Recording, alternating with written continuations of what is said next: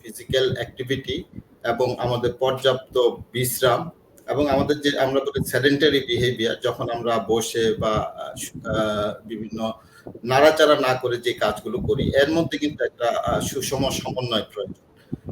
এবং এর মধ্যে একটা বড় অংশ জুড়ে থাকে যে আমাদের ফিজিক্যাল অ্যাক্টিভিটি। সাধারণত আমরা বলি যে ১৭০ থেকে ৮০ মিনিট প্রতিদিন আমাদের এই ধরনের ফিজিক্যাল অ্যাক্টিভিটি আমাদের করতে হয়। যদি সেটা আমরা না করি, আমাদের কিন্তু আমরা জানি যে বড় একটা আমাদের শারীরিক যেটা আমাদের আমরা জানি যে আমাদের মাংসপেশিগুলোর একটা গ্রোথ হয় একটা সময়।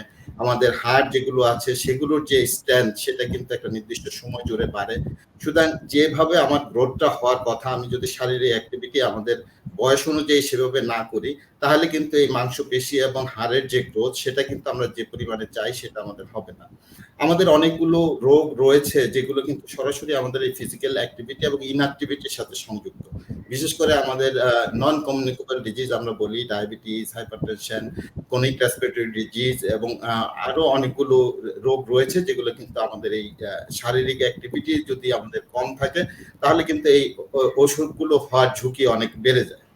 আমাদের এই ইনঅ্যাক্টিভিটি যেটা সেটা যদি আমাদের বেশি থাকে, তাহলে কিন্তু আমাদের অ্যাক্টিভিটি যদি আমাদের পর্যাপ্ত পরিমাণে না থাকে, তাহলে কিন্তু শরীরের ইমিউনিটি কমে যাওয়ার একটা সম্ভাবনা থাকে। শুধু শারীরিক নয়, আমাদের কিন্তু যে